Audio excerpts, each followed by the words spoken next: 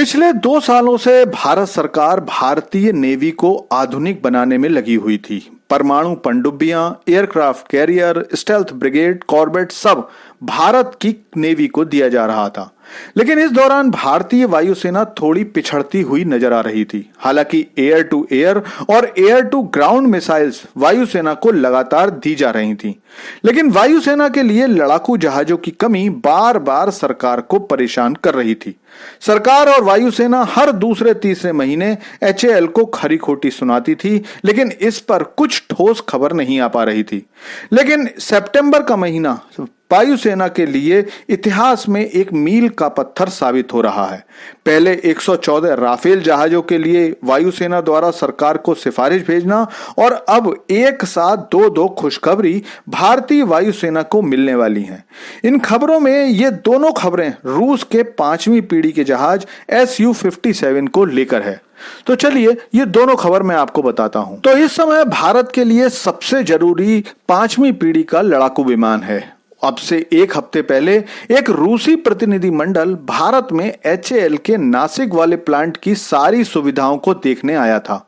यह प्रतिनिधि मंडल इस HAL यूनिट में यह देखने आया था कि अगर रूस अपना Su-57 नासिक प्लांट में बनाता है तो क्या कुछ तब्दीली या सुधार की जरूरत पड़ेगी।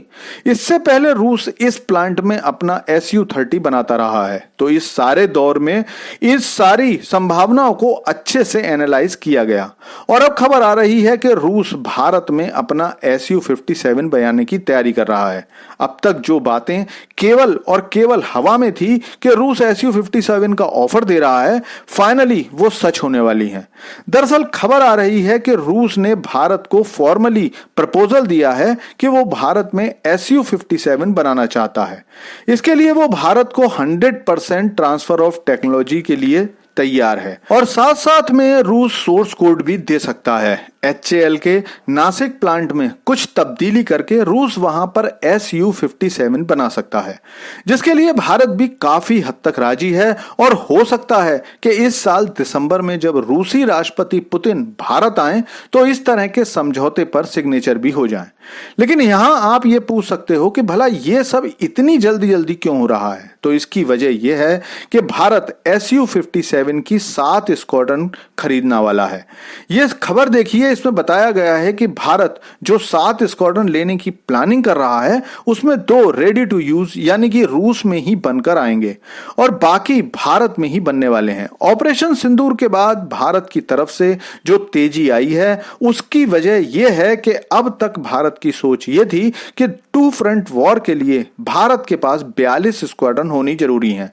लेकिन अब वायुसेना के एक्सपर्ट्स का मानना है कि अगले 10 सालों में भारत को सुरक्षित रखने के लिए 50 से 55 स्क्वाड्रन की जरूरत पड़ने वाली है और इसके लिए भारत चाहता है कि 2030 तक अगर 40 स्क्वाड्रन हो जाती हैं तो भारत 50-55 स्क्वाड्रन का टारगेट समय से पूरा कर लेगा, क्योंकि फिलहाल भारत के पास वर्किंग कंडीशन में 29 स्क्वाड्रन है। मार्च तक तेजस की 1 स्क्वाड्रन और आ जाएगी। लगभग 11 तेजस पहले ही बनकर तैयार हैं और ट्रायल चल रहे हैं।